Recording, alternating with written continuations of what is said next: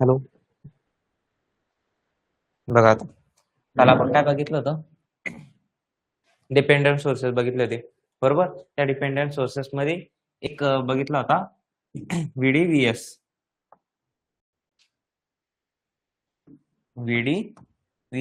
हा काय बघितला होता, डिपेंडंट सोर्स बघितला होता. त्याच्यानंतर त्याच्यामध्ये काय असतं काय नाही हे कालच्याच एक्झाम्पल वरून समजलं असेल असं मी ग्राह्य धरतो. चालेल का? नाही समजलं असेल तरी आपण आज जे काही होणार आहे त्याच्यामध्ये समजून घेऊ. ओके. बघा मग, तर आज काय बघायचंय मग आपल्याला, व्हीडीसीएस. काय बघायचंय? VDCS means voltage dependent current source. आता ह्याच्यामध्ये काय आहे, पहिली गोष्ट तर ह्याची पण काय राहणार, एक डेफिनेशन राहणार. लगेच मी तुम्हाला फॉर्मॅट पण सांगून देतो कशा पद्धतीचा तुम्हाला लिहायचं आहे. पण शक्यतो काय करावं लागतं याच्यामध्ये, ते डायरेक्टली विचारतात डिपेंडंट सोर्सेस कोणते, त्याची लिस्ट आउट करा आणि डायग्राम काढा, असा क्वेश्चन पेपरमध्ये येत असतो. तर असं नाही का पूर्ण त्याला डिटेलमध्ये एक्सप्लेन करावं लागतं. फक्त काय आहे, ते जे काही असतं त्याला एक डायग्राम काढावं लागते. डायग्राम म्हणजे 4 डायग्राम असणार, कारण की 4 टाइपचे डिपेंडंट सोर्सेस आहे. ते लिस्ट आउट करायचे आणि प्रत्येकाची एक-एक डायग्राम काढायची. बस एवढंच राहतं. तर त्या टाइपचा जर क्वेश्चन आला तर. पण हे तुम्हाला in future point of view काय आहे, शिकणं गरजेचं आहे. का ह्याच्यामध्ये काय असतं? नुसतं शिकायचं म्हणून नाही. तर का शिकायचंय त्याचं मग सांगतो. मग बघा याच्यामध्ये येणार सर्किट डायग्राम. मग आता ही सर्किट डायग्राम कशी असणार? तर बघा.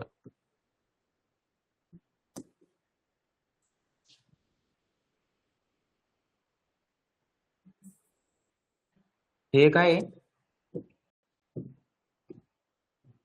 डिपेंडंट सोर्सचं सिम्बॉल असंच राहतं डायमंड शेपमध्ये. मग आपण त्याला असं रिप्रेझेंट करतो. आता इथे काय दिलेलं आहे? Current source. म्हणजेच मला इथे काय करावं लागेल? एरो ड्रॉ करावं लागेल. कारण की करंटला आपण एरोने रिप्रेझेंट करतो. आणि हा काय डीसी म्हणून त्याला तशा पद्धतीने करतो. आणि तो कोणावर डिपेंडंट आहे? व्होल्टेज सोर्सवर. मग इथे काय येणार? व्होल्टेज येणार. हा ह्याच्यावर डिपेंडंट आहे. हा जर चेंज झाला तर हा पण चेंज होऊ शकतो. मग आता व्हीडीव्हीएस म्हणजेच आता ह्याचा जो काही फॉर्म्युला राहणार, IS equal to current source is equal to K into V. कारण की तो कोणावर डिपेंड आहे? कुठल्या तरी व्होल्टेज सोर्सवर आहे. म्हणून के इंटू व्ही देतो मी. हा काय आहे? व्ही आहे. आता फॉर एक्झाम्पल जर ह्याची व्हॅल्यू काहीतरी असली, तर ती जर मी ह्याच्यामध्ये पुट केली, कॉन्स्टंट आपल्याला ऑलरेडी गिव्हन असणार. त्याच्यात जर पुट केली तर मला काहीतरी आन्सर भेटणार. बरोबर? आता आपण कन्सिडर करू व्ही इक्वल टू 10 किंवा 11 करू. ओके. आणि त्यानंतर IS इक्वल टू के ची value 2 into V. So IS काय येणार?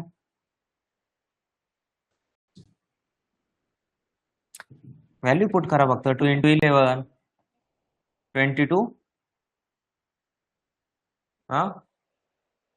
व्होल्टेज. इकडे काय रिप्रेझेंट करतो आपण? करंट. सो करंटचं युनिट एम्पियर. ध्यान ठेवा, एएमपी लिहायचं किंवा नुसतं ए लिहायचं, ते पण कॅपिटल लिहायचं. मेजरमेंट मध्ये तुम्हाला सांगितलं युनिटलेस क्वांटिटी जर ठेवली तर काय होतं? काही अर्थच नाही ना. सो काय करायचं, त्याला कधी पण युनिट द्यायचं. झालं. म्हणजेच काय झालं, ह्याची जी व्हॅल्यू आहे ती ठरवते की ह्याची व्हॅल्यू काय येणार. समजलं? ह्याची व्हॅल्यू हे ठरवते की ह्याची व्हॅल्यू काय येणार. मग तीच आपल्याला इथे रिप्रेझेंट करायची. मग आपल्याला जर अजून एखादं एक्झाम्पल घ्यायचं, मग आपण एक सर्किट ड्रॉ करणार.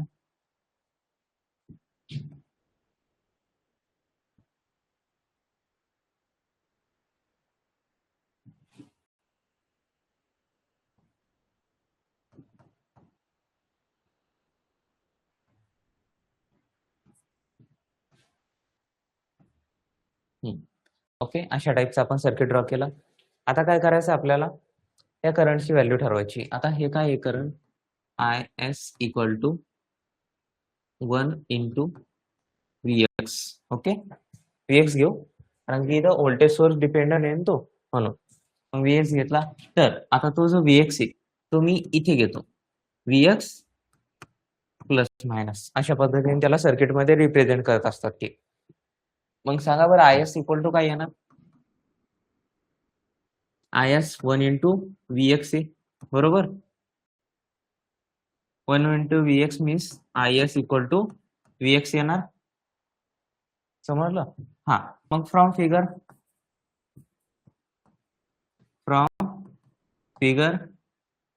VX काय येणार बरं, VX ची व्हॅल्यू 5 व्होल्ट येणार. कशामुळे? कारण की हे सगळं काय आहे, पॅरलली कनेक्टेड. इथे जरी चेक केलं तेवढंच व्होल्टेज भेटणार आहे, इकडे पण केलं, इकडे पण केलं किंवा इथे पण केलं, काय भेटणार आहे, एकच व्होल्टेज भेटणार आहे, म्हणजेच 5 व्होल्ट. म्हणजे VX इक्वल टू 5 व्होल्ट. मग काय येणार आपला IS पण 5 एम्पियर, बरोबर. तर हे काय झालं, कोणी ठरवली याची व्हॅल्यू, या VX ने. आता सपोज मी इथे एक रेजिस्टर ऍड केला असता, इथे काय केलं असतं, एक रेजिस्टर ऍड केला असता, मग काय झालं असतं, इथे व्होल्टेज ड्रॉप झालं असतं, आणि इथे व्होल्टेज ड्रॉप झाल्यानंतर इथे VX आपल्याला काहीतरी वेगळा भेटला असता. आता तरी सिंपल काय, डायरेक्ट पॅरलल असल्यामुळे 5 व्होल्ट डायरेक्ट भेटते. पण ज्यावेळेस इथे आपण एक सिरीज मध्ये रेजिस्टन्स टाकतो, त्यावेळेस तिथे व्होल्टेज ड्रॉप होणार आणि तो ठरवणार तर मग पुढचं व्होल्टेज काय येतं. किंवा असं पण घेऊ शकतो, VX इथे जर घेतलं तर मग आपल्याला तो VX वापरायला लागेल. आणि कधी कधी काय होतं माहितीये का, आता इथे VX दिलेला आहे, इथे VX दिलेला आहे, आता मी इथे काय करतो, 5V1 असं देतो. मग आता तुम्हाला कोणती व्हॅल्यू काढायला लागेल,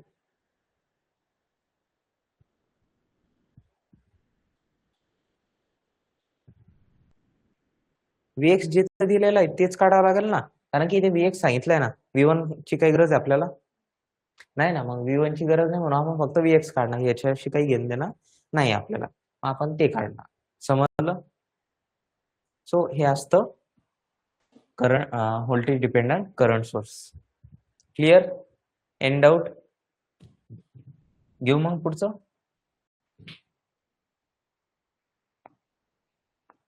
समजत नसेल तर विचारात चला बरं का. देन काय होतं पुढं,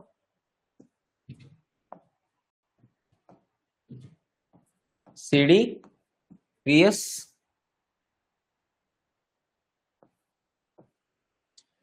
आता काय करायचं आपल्याला, त्या रिलेटेड सर्किट ड्रॉ करायचे.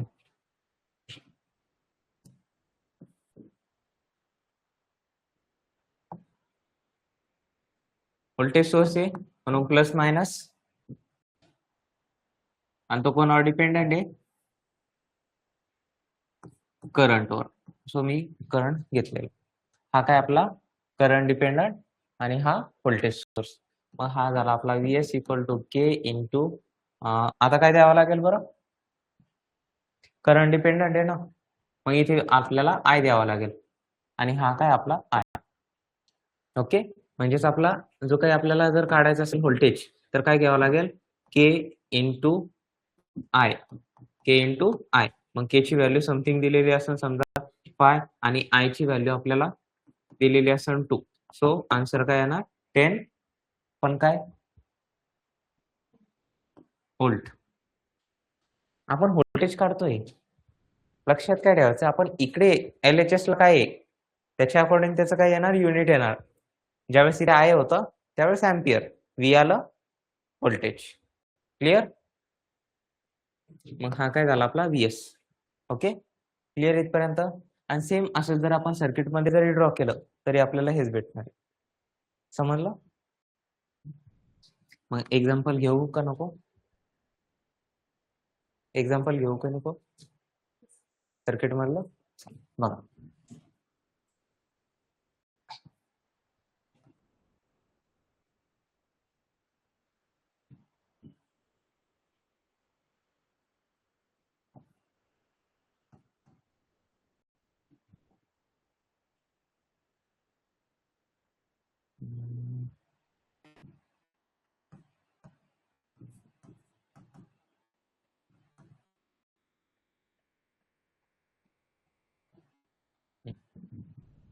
IX हा आपण IX इकडे पाठवू वाटलं असतं. ओके, आलं. आता बघा, आता इथे आपल्याला काय करायचंय,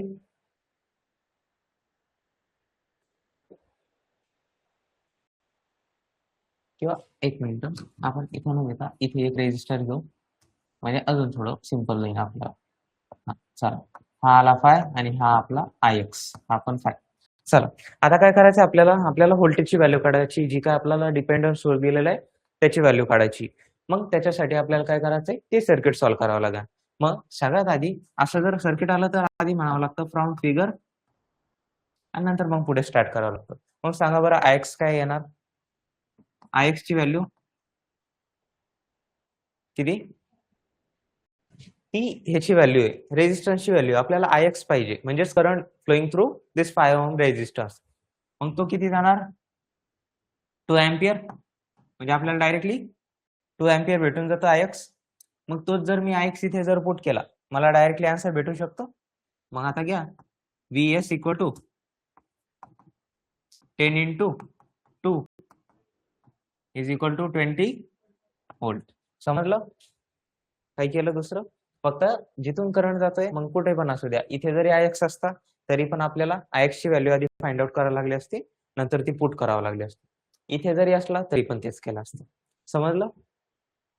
काय डाऊट? खरंच नाही ना? हा. तर अशा पद्धतीचं काय होतं, हे व्होल्टेज डिपेंडंट नाही, करंट डिपेंडंट व्होल्टेज सोर्स. समजा? खरंच? आणि एक लास्ट वन, CDCS. आता CDCS म्हणजेच काय? आता आपल्याला काय करायचंय, दोन्ही पण करंटच आले. इकडे पण एरो येणार आणि हा जो कोणावर डिपेंड असणार त्याच्यामध्ये पण एरोच येणार. ओके, अशा टाईपचा तो सोर्स असेल. मग समथिंग हा असेल I आणि हा असेल IS. मग IS equal to K into I. Okay. मग आता फॉर एक्झाम्पल या I ची व्हॅल्यू मी ठेवतो 15. Okay, 15 ampere. आणि हा जो IS असणार, so IS equal to 2 into I. Okay, 2I. मग आता जर व्हॅल्यू जर पुट केली, आपल्याला दिलेली आहे ही व्हॅल्यू, डायरेक्टली पुट जर केली तर आपल्याला काय भेटणार? 30 अँपिअर. ओके, सो इथे काय आपल्याला इझिली भेटून जातं. ते जर सर्किटमध्ये फॉर्म करायचं गेलं तर मग सर्किटमध्ये आपल्याला बघावं लागेल का तो पुढे डिपेंडंट आहे. आता हा जो काही डिपेंडंट आहे, हा डायरेक्टली आपण इथे सोर्स दाखवलेला आहे, लगेच व्हॅल्यू भेटू शकते. पण इन केस जर सर्किटमध्ये काही पण दिलेलं असलं, त्याच्यामध्ये आपल्याला काय करावं लागते, ती व्हॅल्यू आधी फाइंड आउट करावी लागते आणि त्यानंतर मग पुढे प्रोसीड करावं लागतं. मग ह्याचं जरी आपल्याला एक्झाम्पल जर करायचं म्हणलं,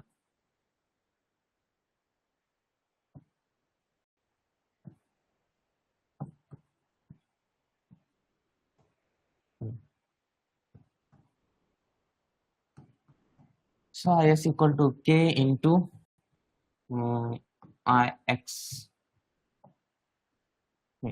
आणि हा असेल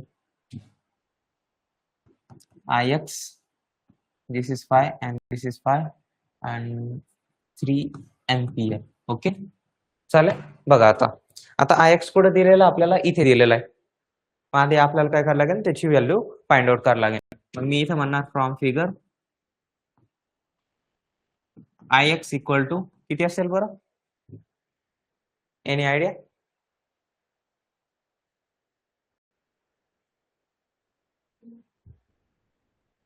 3 1 असेल, काय वाटतं?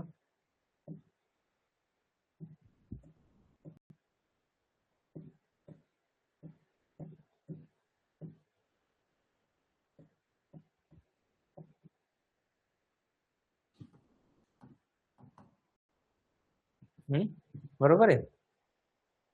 आता कसं लागलंय डोकं?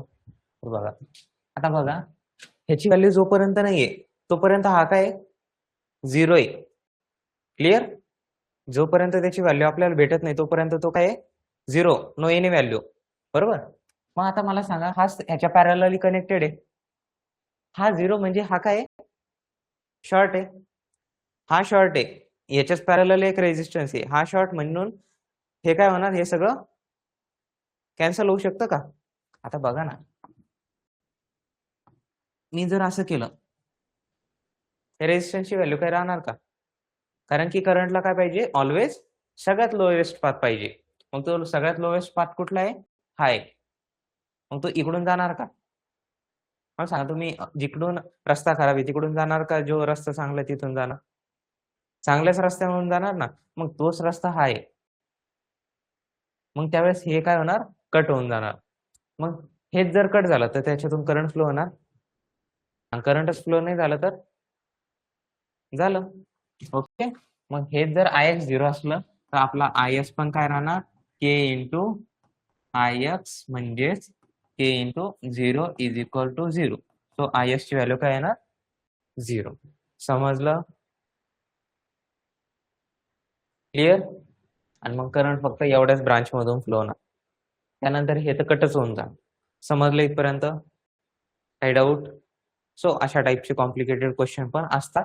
म्हणजे डिपेंडंट मध्येच नाही म्हणत मी, तर जे काही तुमचे नॉर्मल एक्झाम्पल असतात, मग ते थेरम्स असो किंवा जे काही आता सध्या आपले फर्स्ट चॅप्टरमध्ये असलेले न्यूमरिकल म्हणू. तर ते सगळं काय आहे याच्याच बेसिसवर डिपेंड असतं. अशाच पद्धतीनं काय करावं लागतं? लॉजिक लावावं लागतं. ओके. आता हे तुम्हाला सिंपल वाटत असेल, पण ज्यावेळेस आपण सर्किट सॉल्व्ह करायला घेऊ, मग 2 लूप पर्यंत तरी तुम्हाला इझी वाटेल किंवा सांगता येत नाही. तुम्ही फक्त हे एवढ्याच सर्किटवर खेळले असाल आतापर्यंत.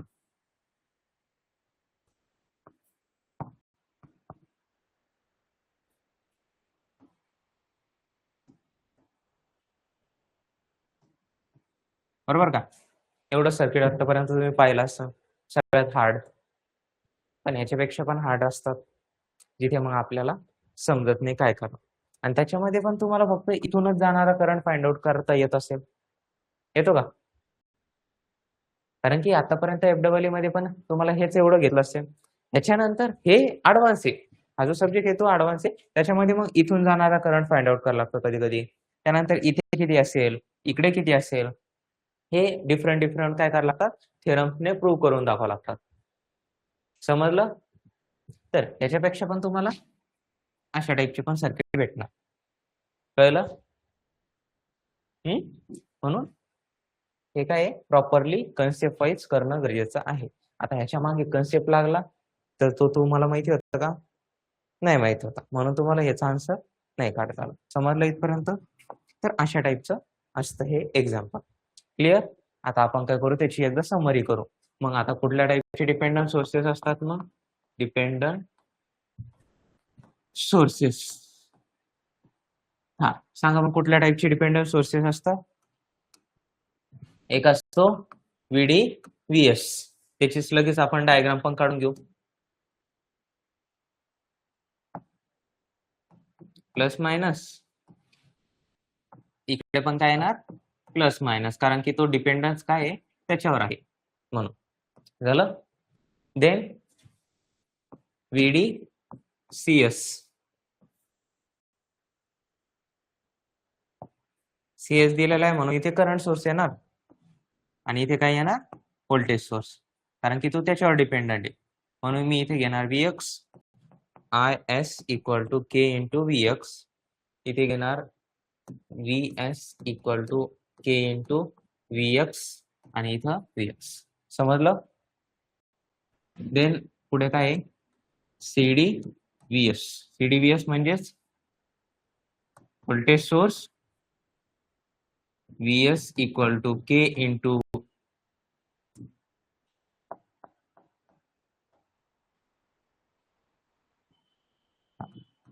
Ix आणि इकडे तो Ix.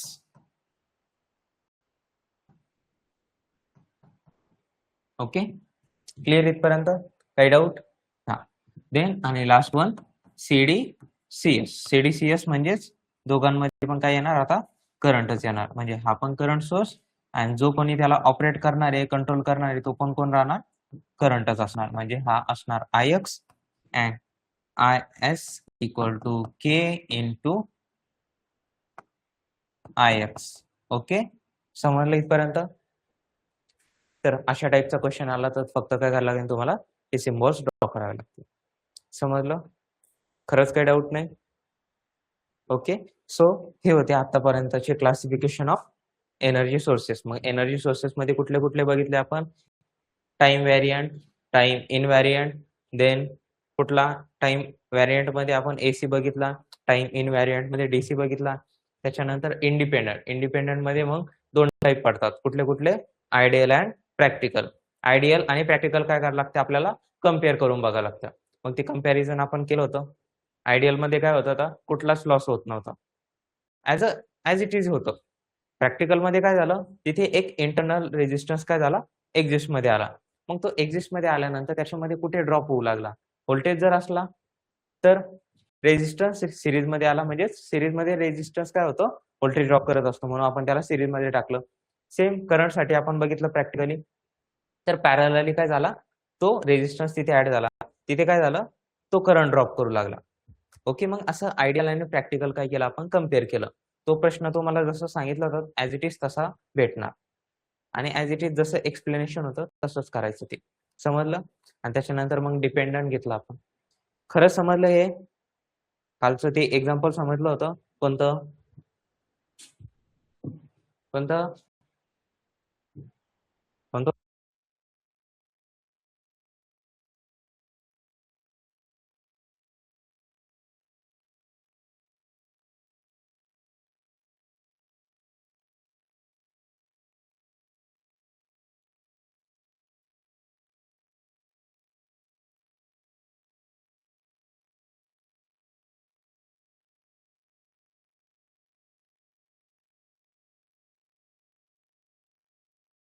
बघा आता हे जे काय असेल हे सिंपली लक्षात ठेवण्यासाठी का हे नेमकं कसं आहे काय आहे. आता तुम्ही बघितलं असं आता लग्नात डीजे लावत असतात बरोबर साऊंड सिस्टीम लावतो आपण. आता साऊंड सिस्टीम लावताना एक एक्झाम्पल पण मी तुम्हाला काल सांगितलं होतं पण तरी एकदा रिपीट करतो ते. आता आपला हा जो मोबाईल आहे क्लिअर. आता हा मोबाईल आपण काय करतो गाणे ऐकतो इयरफोन लावून वायर बर का विदाऊट वायर नाही वायर लावून आपण ज्यावेळेस ऐकतो तर इथे काय असतो 3.5 mm चा जॅक असतो. तो 3.5 mm चा जॅक काय करतो एवढंच व्होल्टेज एवढंच करंट प्रोव्हाइड करतो की जे कानातले जे स्पीकर असतात आपले तेवढे हँडल करू शकेल बरोबर किंवा तेवढं साऊंड प्रोड्यूस करू शकेल. त्याच्यापेक्षा जास्त करू शकतं का ते नाही. ते जर करायचं म्हणलं तर आपल्याला काय लागतं ऍम्प्लिफायर लावावं लागतं. एक सिग्नल हाय करायसाठी एक डिव्हाइस लावावं लागतं त्याला आपण ऍम्प्लिफायर म्हणतो.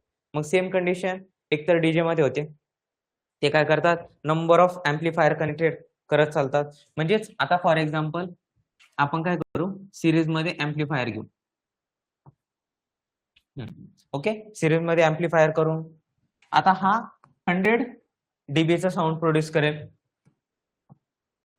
हा 200 डीबीचा साऊंड किंवा हा पण 100 डीबी हा पण 100 डीबीचा साऊंड प्रोड्यूस करेल. समजलं इथपर्यंत. आता बघा हा माझ्याकडे मोबाईल आहे. हा काय करतोय 1 डीबीचा साऊंड प्रोड्यूस करतोय किंवा 2 डीबीचा साऊंड प्रोड्यूस करतोय. समजलं इथपर्यंत. ह्याचा आउटपुट 2 डीबी ह्याचा आउटपुट 100 डीबी जो की 100 डीबीच्या स्पीकरला हँडल करू शकतो. मग मी जर ह्याला इथे जर पास केलं तर मला सांगा हे 100 आउटपुट कधी भेटेल बरं. हा काय एक टाईपचा गेन आहे. गेन म्हणजेच काय आहे ह्याचा आउटपुट. आता याच्या आउटपुटला आपण काहीतरी समथिंग देऊन टाकू एस. ओके त्याला रिप्रेझेंट करतोय मी. हा तर आता हा input signal I. So I into मला याच्यासोबत एक कॉन्स्टंट जोडावं लागेल. त्या कॉन्स्टंटची व्हॅल्यू काय राहणार बरं 50 राहणार तरच 100 येणार ना. कारण की हा बघा हा 2 आहे इंटू 50 जर केलं तर ह्याला 100 भेटणार. समजलं. आता तोच जर मी इथे कनेक्ट केला तो पण तेवढंच करावं लागेल हे पण तेवढंच करावं लागेल. समजलं. मग ह्याच आपण काय करतो करत करत सिरीज मध्ये कनेक्ट करतो. मग ज्याच्यामुळे आपला जो काही 300 डीबीचा साऊंड सिस्टीम आहे तो रन होतो. कळलं. स्मॉल सिग्नल होतं त्याला मी कन्वर्ट केलं लार्ज सिग्नल मध्ये पण मला अजून लार्ज सिग्नल पाहिजे होतं म्हणून मी काय केलं नंबर ऑफ जे काही ऍम्प्लिफायर असतात ते सिरीज मध्ये कनेक्ट केले. त्यानंतर आपला जो काही साऊंड होता त्याला जेवढं रिक्वायर्ड आहे तेवढं मी लावलं. मग याच्या जागी आपण कुठल्या पण टाईपचं हे घेतलं तर अजून सिरीज मध्ये कनेक्ट करा. पण इन शॉर्ट सांगण्याचा अर्थ काय होता की आपल्याकडे होतं स्मॉल सिग्नल जो कन्वर्ट करतो तो लार्ज सिग्नल मध्ये. कळलं. मग आता सर्किटमध्ये आपल्याकडे दिलेला आहे 12 व्होल्ट सोर्स पण आपला एखादा एलिमेंट असा आहे ज्याला लागतंय 24 व्होल्ट कुठून अरेंज करायचं ते? आपल्याकडे तर एकच बॅटरी आहे, एकच सोर्स आहे 12 व्होल्टचा.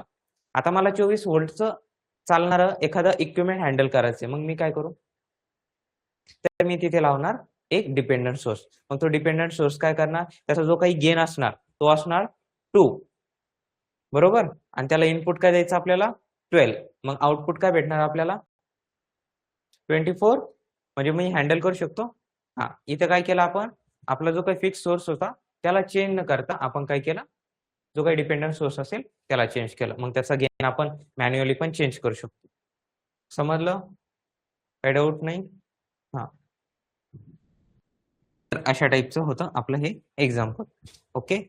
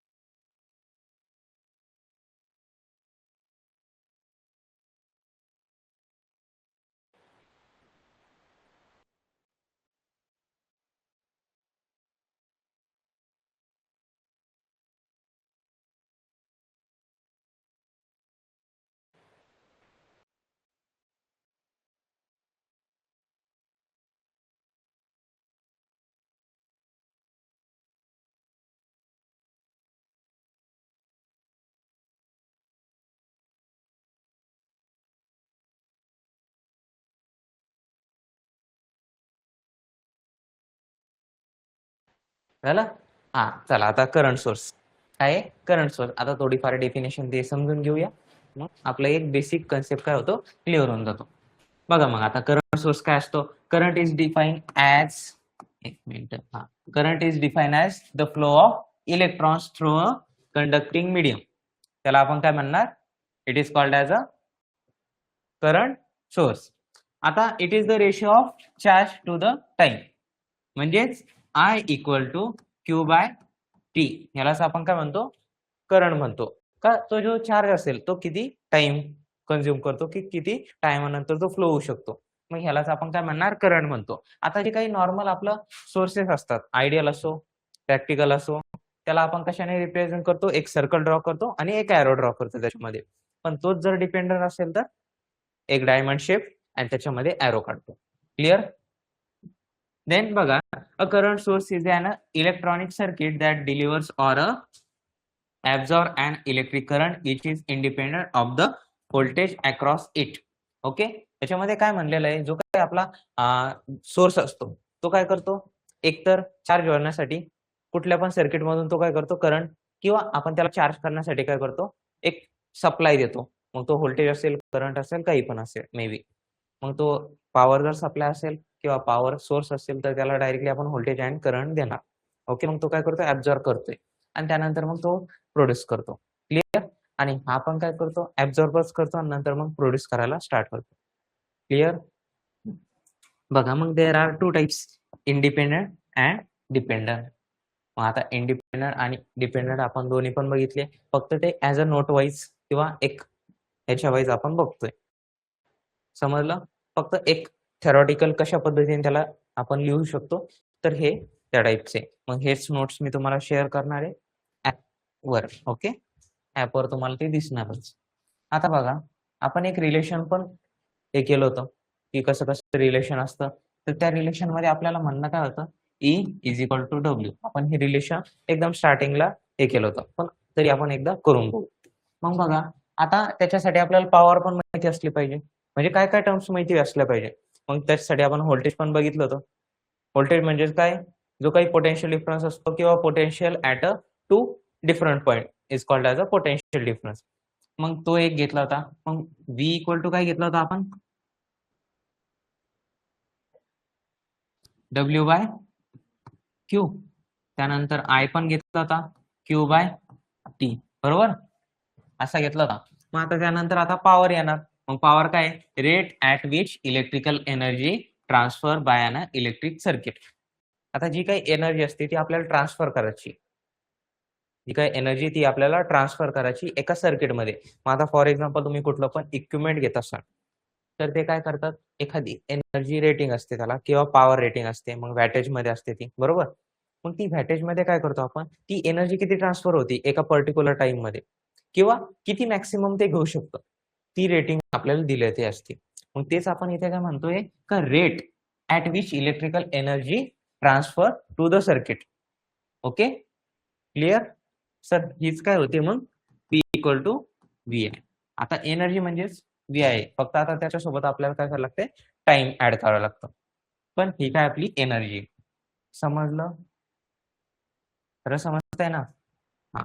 बघा मग आता एनर्जी. आता एनर्जी काय असेल आता? Power into time. म्हणजे किती एनर्जी ट्रान्सफर केली एका पर्टिक्युलर टाईममध्ये. त्यालाच आपण काय म्हणणार? एनर्जी म्हणणार. मग एनर्जी इक्वल टू काय असेल बरं? P into T and P into T.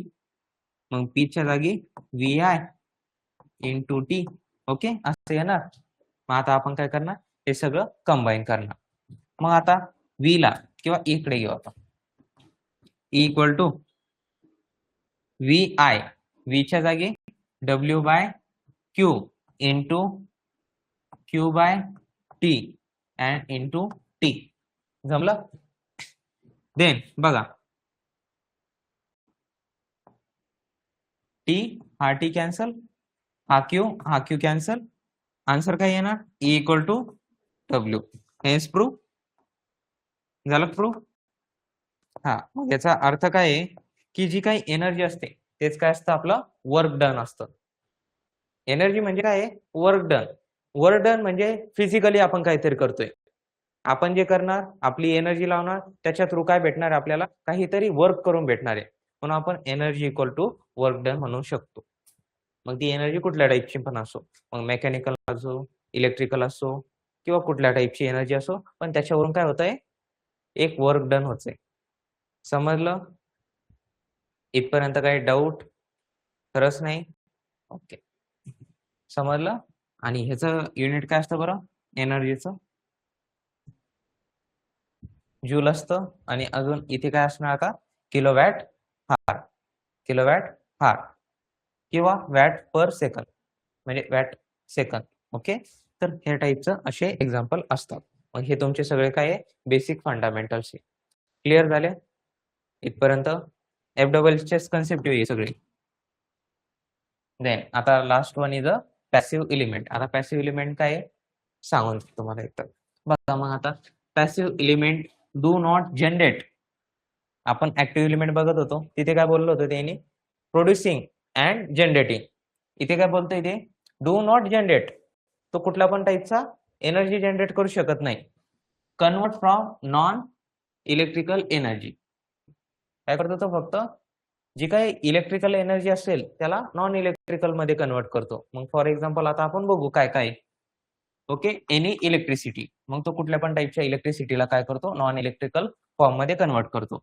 For example resistor, inductor and capacitor. आता रेजिस्टर काय करणार? हा आपण रेजिस्टर घेतला. रेजिस्टर म्हणून तुम्ही कॉईल घेऊ शकता, जी काय आपण शेगडीमध्ये लावत असतो. गरम झाल्यानंतर ती लाल लाल दिसते, बरोबर? मग तिथे काय असतो? हा रेजिस्टन्सच असतो. तुम्हाला वाटेल तिथे इंडक्टर आहे, ती कॉईल झाली म्हणून. कॉईल नसते ती. ते काय असते किंवा हीटर घ्या. त्या हीटरमध्ये पण काय असते? अशा टाइपचीच कॉईल लावलेली असते. खूप सारा रेजिस्टन्स त्याच्यामध्ये ॲड असतो. मग तो रेजिस्टन्स काय करणार? जसं आपण व्होल्टेज, करंट प्रोव्हाईड करणार, ते काय करणार? एका हिटच्या फॉर्ममध्ये रिलीज करणार. म्हणजेच त्याला आपण म्हणतो पॉवर लॉस म्हणतो. आणि पॉवर लॉस म्हणजेच काय? I²R. यालाच आपण एच पण म्हणतो, हीट म्हणतो. कळलं? फक्त इन द फॉर्म ऑफ आपण इलेक्ट्रिकल एनर्जीमध्ये त्याला कन्व्हर्ट करतो. मग आता बघा, आपण काय करतोय? P = I²R. ही कुठली क्वांटिटी झाली? इलेक्ट्रिकल. इलेक्ट्रिकल क्वांटिटी म्हणजे P. आणि ही कुठली क्वांटिटी झाली? हीट. Non electrical. म्हणजेच त्याला आपण कन्व्हर्ट करतोय या फॉर्ममध्ये. झालं proof? From electricity non electrical मध्ये ते कन्व्हर्ट झालं. क्लिअर? खरंच काही डाऊट नाही? नाही? चालेल. ओके. फक्त लक्षात ठेवा, इलेक्ट्रिकल क्वांटिटी दिलेली आहे, त्याला आपल्याला कन्व्हर्ट करायचं आहे नॉन इलेक्ट्रिकल. मग त्याच्यानंतर असेल इंडक्टर. इंडक्टर म्हणजेच काय? कंडक्टर असेल, बस त्याला एका कॉइलच्या फॉर्ममध्ये वाउंड केलेलं आहे. आता फॉर एक्झाम्पल, इथून कुठला पण टाईपचा वायर जाऊ द्या, किंवा हाच मी कन्सिडर करतो. ज्यावेळेस मी याला सप्लाय देणार, याच्यातून एक अल्टरनेटिंग करंट पास करणार. त्या अल्टरनेटिंग करंटमुळे काय होणार? याच्या अवतीभोवती काय होणार? एक मॅग्नेटिक फ्लक्स प्रोड्यूस होणार, फाय प्रोड्यूस होणार. बट तो लेस स्ट्रॉंग असणार किंवा इफेक्टिव्ह नसणार जेवढा मला पाहिजे. मग याला समजा मी एखादा पीस जर लावला, आयर्न पीस जर लावला, तर तो टच होणार का? अट्रॅक्ट होणार? नाही होणार, कारण की तेवढी याच्यामध्ये हे नाही कॅपॅसिटी तिला अट्रॅक्ट करण्याची, बरोबर? त्याला अट्रॅक्ट करण्यासाठी त्याला एक स्ट्रॉंग मॅग्नेटिक फील्ड पाहिजे, जी हे प्रोड्यूस नाही करू शकत. बट मी याला जर वाउंड केलं, बरोबर? वाउंड केलं, आता काय होणार? आता मी काय केलं? ह्याला वाउंड केलं. वाउंड केल्यानंतर ह्याला काय होणार? मॅग्नेटिक फील्ड काय होणार? जवळ येणार. जवळ आली म्हणजेच काय? स्ट्रॉंग होत चालले ना. आता मला एक सांगा, तुम्ही तुमच्या कॉलेजमध्ये कोणाबद्दल कंप्लीट करायची? एक्झाम्पल आहे बरं का, लक्षात ठेवा. डिस्क्लेमर देतो मी तुम्हाला. कोणाची कंप्लीट करायची तुम्हाला? तुम्ही एकटा जाऊन करता का सगळ्याला घेऊन जाता? कोण? एक जण नाही फसाव म्हणून का? सगळेच फसले तर सगळे फसाव, असं आहे का?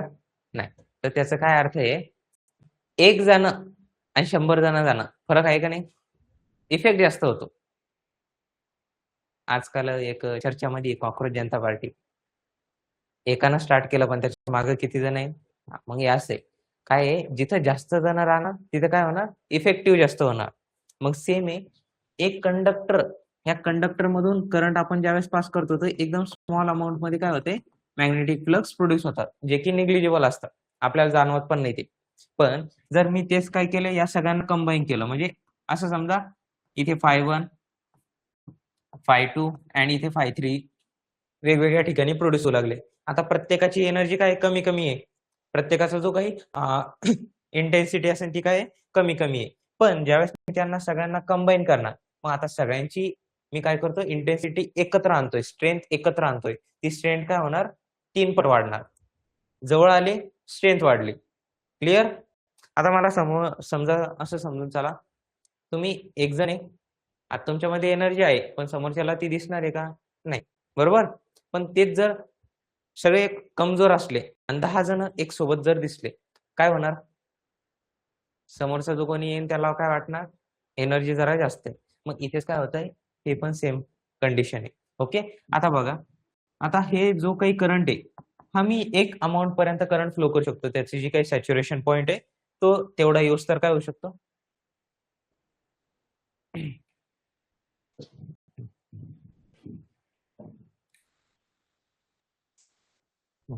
आता बघा, जेवढा सॅच्युरेशन पॉईंट येईल तेवढा करंट मी फ्लो करू शकतो, 6 अँपिअर 16 अँपिअर अकॉर्डिंग टू जे काही रेटिंग असेल आपल्या कंडक्टरची, बरोबर? त्याच्यानंतर हे फ्लक्स वाढून वाढून किती वाढतील? एक पर्टिक्युलर अमाउंट पर्यंत.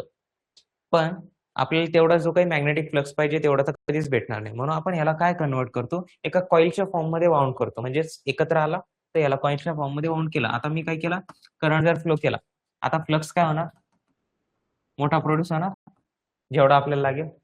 त्याच्यानंतर पण हा जो काही फ्लक्स असेल तो फ्लक्स इज डायरेक्टली प्रोपोर्शनल कशाला असणार, करंटला ना. आपण किती करंट फ्लो करतोय त्याच्यातून, जेवढा जास्त करंट फ्लो होणार तेवढा आपला फ्लक्स प्रोड्यूस होणार. ओके, मग इथेच आपलं ट्रान्सफॉर्मर वर्क करतं. म्हणजे जेवढा त्याच्यातून करंट फ्लो करणार, जेवढे त्याच्यातून अल्टरनेटिंग करंट जाणार, तेवढा तो काय करतो, फ्लक्स प्रोड्यूस करतो आणि जो की सेकंडरीला लिंक होत असतो. समजलं, काय डाऊट नाही?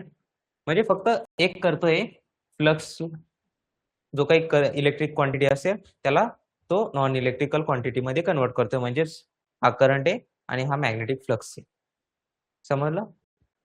बघा, त्यानंतर लास्ट वन इज कॅपॅसिटर. आता कॅपॅसिटर काय करेल बरं, कॅपॅसिटर काय करेल, इलेक्ट्रिकल क्वांटिटी कुठली आपली, voltage and current. Okay, voltage and current म्हणजेच काय, चार्ज आहे. पण ते चार्ज काय असतात, एकत्र असतात. मग त्याच्यामध्ये positive charge and negative charge. Positive charge means holes and negative charge means electrons. आता ह्या ज्या दोन प्लेट्स असतात, ह्या दोन प्लेट्स काय करतात, सेपरेट आउट करतात, एक डायइलेक्ट्रिक मीडियम, एक इन्सुलेटिंग मीडियमने. आता हे ज्यावेळेस आपण काय करतो, याला सप्लाय प्रोव्हाइड करतो, प्लस मायनस, त्यावेळेस काय होणार, पॉझिटिव्ह साईडला पॉझिटिव्ह चार्ज स्टोअर होणार, निगेटिव्ह साईडला निगेटिव्ह चार्ज स्टोअर होणार. मग हे आपण काय करतो, इथे स्टोअर करतो. मग इथे होल्स क्रिएट होणार आणि इथे काय होणार, इलेक्ट्रॉन्स. ओके, तर हे अशा पद्धतीने ते काय करतात, वेगवेगळे सेपरेट आउट करतात. म्हणजे आपण त्याला इलेक्ट्रिकल क्वांटिटी प्रोव्हाइड करतो, तो त्याला काय करतो, कशामध्ये कन्वर्ट करतो, in the form of charge, किंवा सेपरेट आउट करतो तो, positive positive, negative negative. So कॅपॅसिटरचे हे काम आहे. कळलं?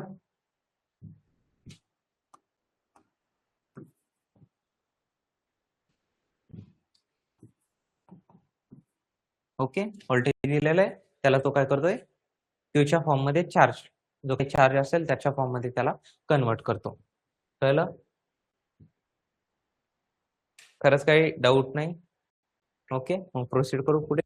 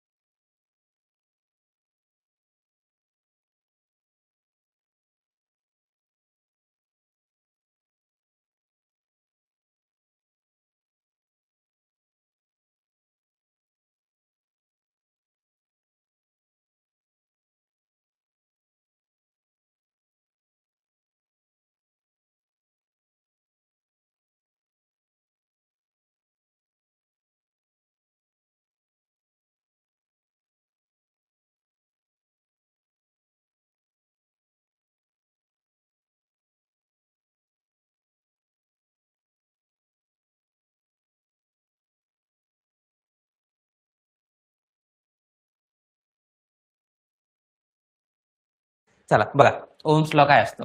आता ओम्स लॉ तुम्ही शिकले असाल FEE मध्ये, पण असं अज्युम करतो तुमच्या डोक्यातून सगळं आता उडून गेलं असं.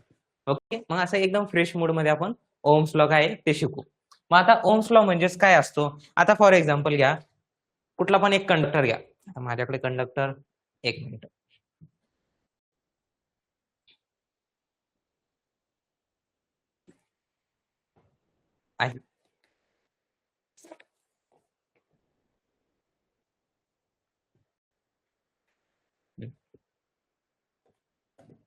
बघा, आता माझ्याकडे काय आहे, एक कंडक्टर आहे बरोबर.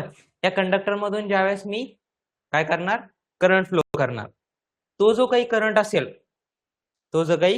असेल, तो कोणावर प्रोफेशनल असणार, व्होल्टेजवर, की आपण व्होल्टेज किती प्रोव्हाइड करतो. त्याच्या रिलेटेड मी एक व्हिडिओ पण अपलोड केलेला आहे, पोटेन्शियल डिफरन्स काय असतो. ओके, मग तो पोटेन्शियल डिफरन्स ठरवतो की जो काही करंट फ्लो होणार आहे एका सॉलिड कंडक्टर मधून, हा सॉलिड कंडक्टर आहे, मग तो डिसाइड करतो व्होल्टेज. मग आता फॉर एक्झाम्पल तुम्ही पाण्याचं पण एक्झाम्पल घेऊ शकता. आता मला सांगा, पाणी आहे, आता आपण काय केलं, एक छोटी टाकी घेतली 10-20 लिटरची, किंवा एक तो जो थर्मास राहत नाही का जारचा, तो थर्मास घेतला. आता मी त्याच्यात 10 लिटर पाणी टाकलंय. मला सांगा त्याच्यामध्ये एनर्जी केवढी असणार, कमी असणार. तेच जर मी मोठी टाकी घेतली 500 लिटर, 1000 लिटर, त्याची पोटेन्शियल काय होणार, वाढणार बरोबर. कम्पेअर टू हे काय वाढणार, वाढणार. आता मी डॅम घेतला, डॅम माहितीये काय, डॅम नाही माहिती काय, अरे धरण, हा धरण, कुठलं पण धरण घ्या ना, त्याला म्हणतो डॅम. मग तो जो डॅम आहे, आता मला सांगा, जो काही जार होता, त्या जारचे जे काही पाणी होतं, आपण नळ चालू केला, हाताने पण रोखू शकत होतो. मोठी टाकी घेतली 500-1000 लिटरची, त्याला पण आपण रोखू शकतो, फक्त थोडं हे होणार. आता मला सांगा डॅम आहे, त्या डॅमला मी रोखू शकतो, तो आपल्याला रोखू देणार, तो आपल्याला वाहून घेऊन जाणार बरोबर. इथे काय होतंय, पाणी वाढतंय, हाईट वाढते, पोटेन्शियल डिफरन्स वाढतंय. जसं पोटेन्शियल डिफरन्स वाढलं, ते काय होणार, एनर्जी वाढते. इनडायरेक्टली काय म्हणू शकतो आपण, एनर्जी वाढते. आणि एनर्जी वाढल्यामुळे काय होणार, जो काही फोर्स असणार तो पण वाढतोय. मग असं समजून चला, आपण काय आहे, एक चार्ज आहे, एक करंट आहे बरोबर. आता आपल्याला फ्लो करण्यासाठी थोडं जास्त हे पाहिजे. आता जसं मी सांगितलं जार, आपल्याला कोणी हलवू शकतं का, मग आता नाही, म्हणजेच तेवढं आपल्याला फोर्स लागत नाहीये. जसा फोर्स आपण इन्क्रीज करत नेलो डॅम पर्यंत, आता फोर्स काय झालेला, जास्त झाला आपल्यापेक्षा, आता तो पाणी आपल्याला वाहून घेऊन जाऊ शकतो. मग सेम घ्या ना, आपला जो काही इलेक्ट्रॉन्स असतो, ओके, जो काय आपला इलेक्ट्रॉन्स असतो, त्याला आपण पास करण्यासाठी काय लागतं, एक फोर्स लागतो. जो फोर्स काय करतो, जो आपला इलेक्ट्रिक मधला व्होल्टेज असतो तो प्रोव्हाइड करत असतो. जितका जास्त फोर्स तितका जास्त इलेक्ट्रॉन्स फ्लो होऊ शकतात, तितका जास्त फोर्स तितके जास्त इलेक्ट्रॉन फ्लो होऊ शकतात. मग त्याच्यामध्ये मी पोटेन्शियल डिफरन्स वाढवून पण दाखवलं होतं आणि कमी पण करून दाखवलं होतं. मग कसा चार्ज मूव्ह होत असतो. ओके, वाटलं असतं आता आपण एकदा पॉसिबल झालं दाखवतो मी तुम्हाला. ओके, चालेल, इथपर्यंत समजलं. हा, मग आपल्याला मेन मोटो काय आपला, तो जो काही इलेक्ट्रॉन असेल त्याला फ्लो करायचा आहे, करंट फ्लो करायचा आहे, मग तो डायरेक्टली प्रोपोर्शनल असणार व्होल्टेजला. मग आता बघा स्टेटमेंट काय असेल, a current flowing through a solid conductor is directly proportional to the potential difference or voltage. म्हणजेच मी आय इज डायरेक्टली प्रोपोर्शनल मी म्हणू शकतो, कारण की हाच याला कारणीभूत आहे पुश करण्यासाठी, फोर्स अप्लाय करण्यासाठी. देन बघा, and inversely proportional to the resistance, म्हणजेच I is inversely proportional to resistance. हा काय करतो, त्याला अपोज करतो. जितका जास्त सर्किटमध्ये रेजिस्टन्स तितका जास्त करंटला अपोज होणं. समजलं. पण त्याच वेळेस आपल्याला काय करायचंय, if other physical condition remain constant temperature such as temperature, त्याला आपल्याला काय करायचंय, कॉन्स्टंट ठेवायचे. समजलं. हा, आता आपण काय करू, त्याच्या रिलेटेड एक एक्सपेरिमेंट करून बघू. म्हणजे तुम्हाला समजेल का कसा पोटेन्शियल वाढल्यानंतर इलेक्ट्रॉन फ्लो होण्या व्हर्च्युअली म्हणू शकतो आपण. चालेल, थोडं ऑनलाईन वाले होल्ड करा.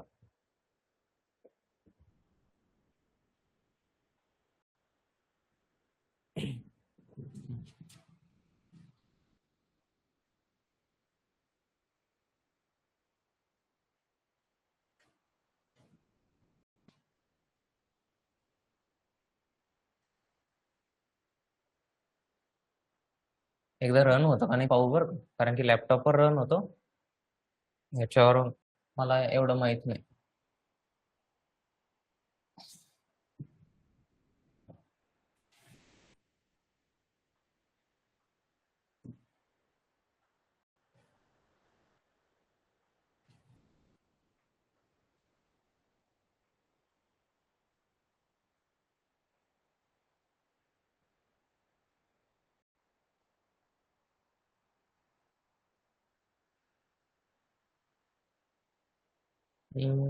कशा होतो.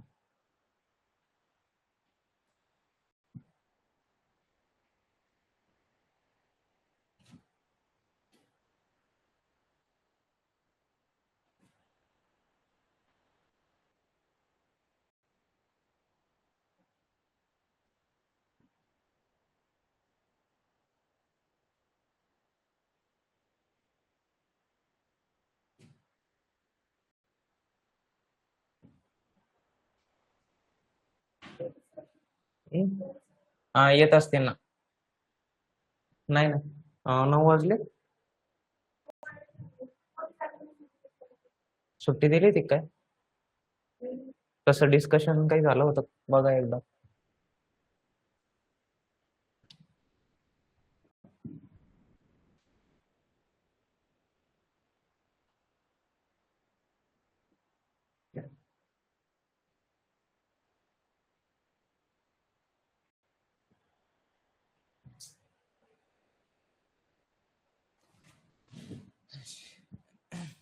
ओके, करू स्टार्ट.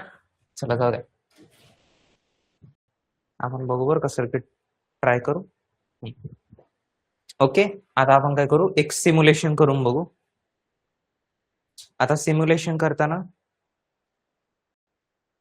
हा बघा, आता आपल्याला सिम्युलेशन करायचं, आपल्याला काय करायचं, प्रूव्ह करून दाखवायचं आहे ओम्स लॉ.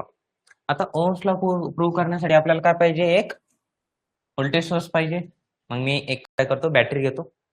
त्याच्यानंतर आपल्याला काय लागतो, एक रेजिस्टर. रेजिस्टर कशासाठी, आपल्याला काय प्रूव्ह करायचंय, हे प्रूव्ह करायचंय की रेजिस्टन्स वाढला तर करंट काय होतो, कमी होतो. इनव्हर्सली प्रोपोर्शनल पण दाखवायचंय आणि एक डायरेक्टली प्रोपोर्शनल पण दाखवायचंय. मग हे दोन कंपोनंट आहे. एक बल्ब घेतला. आता याला काय करायचं, कनेक्ट करायचे सगळे. मग कनेक्ट करण्यासाठी मी एक वायर घेतो, घेतला. देन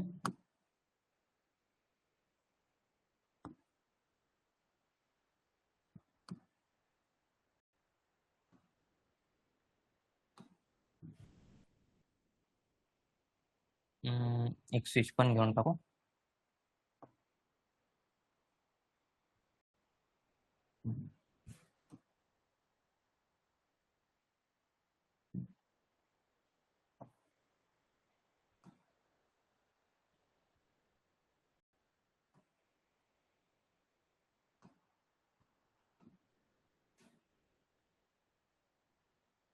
ओके, सर्किट तयार झालंय आपलं, बरोबर. आता ह्या सर्किटच्या अकॉर्डिंग आपल्याला ओम्स लॉ प्रूव्ह करून दाखवायचा आहे. ओम्स लॉ काय सांगतो, current is directly proportional to voltage and inversely proportional to resistance. मग फर्स्ट आपली कंडिशन काय राहणार आहे, व्होल्टेजवर प्रोपोर्शनल आहे की नाही. आता हे जे काही दिसत आहे, हे काय आहे, हे जे ब्ल्यू कलरचे तुम्हाला दिसत आहे, हे काय आहे, इलेक्ट्रॉन्सचे. ओके, मला वाटलं तर मी कन्व्हेन्शनल करंट पण घेणार. आता आपल्याला रिक्वायर्ड काय आहे, करंटच आहे, मी तिथे करंट घेतो. आता व्होल्टेज मी काय करतो, इथे आपल्याला व्होल्टेज बघायचं आहे ना.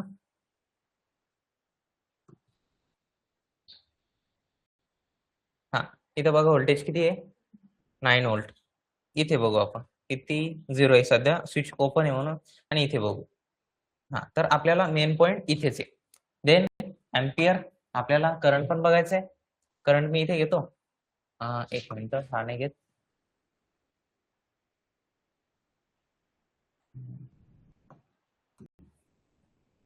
आता हे कनेक्ट करण्यासाठी आपल्याला एक मिनिट.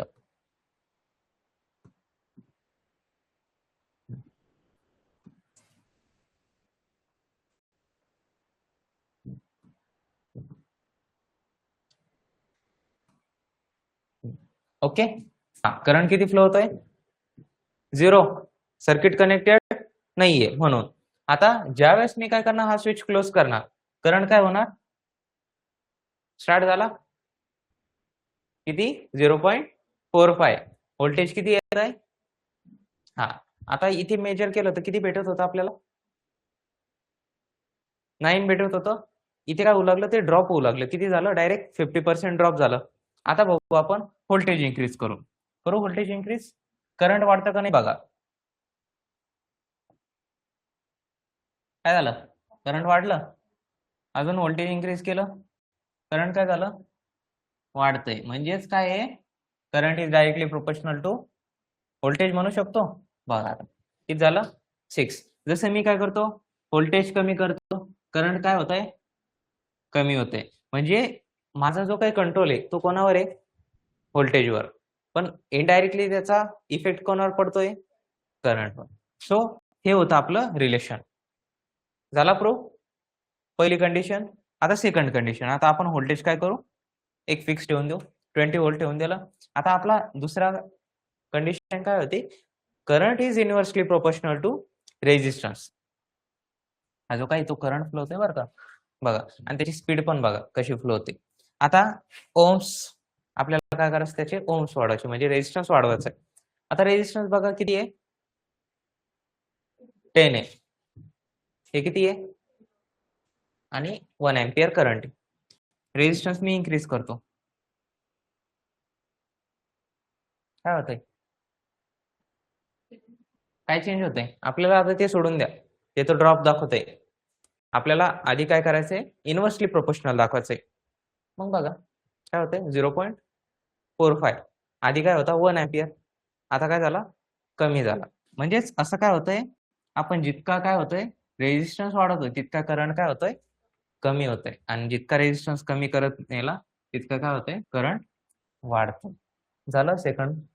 हा आता याच्या मागे अजून एक सांगतो. आता बघा रेजिस्टन्सचा डायरेक्ट त्याच्यावर इफेक्ट नाही होते. इथे तुम्ही हे जर बघितलं ना इथे व्होल्टेज पण कमी होऊ लागलं आणि व्होल्टेजमुळे तर करंट कमी होतोय हे माहिती आहे आपल्याला बरोबर. मग आपण काय करतो ज्यावेळेस ह्याच्यामध्ये रेजिस्टन्स ऍड करत जातोय हॅलो हा ज्यावेळेस आपण काय करतो रेजिस्टन्स ऍड करत जातो सर्किटमध्ये त्यावेळेस हा काय करतो स्वतःमध्ये ड्रॉप करून घेतोय. मला इथे 20 व्होल्ट भेटतंय बट इथे किती भेटतंय याच्यामध्ये काहीतरी समथिंग ड्रॉप होतोय. मग आता तो ड्रॉप बघू आता किती भेटते आपल्याला. आता इथे बघा ड्रॉप किती होतंय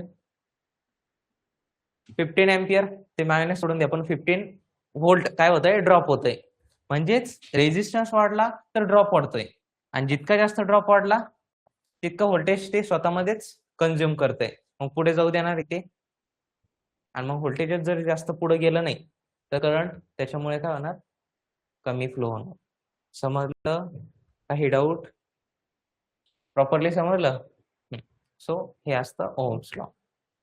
आज बघितलं पण आता हे प्रॅक्टिकली आपण करून पण बघितलं असतं पण प्रॅक्टिकली करण्यासाठी मग त्याच्यासाठी एक सेटअप लागतो आणि मोठा हेवी लोड असतो. मग बाय थ्रू हे आपण व्होल्टेज करंट अँड रेजिस्टन्स सगळे मेजर करू शकतो. ओके समजलं काही डाऊट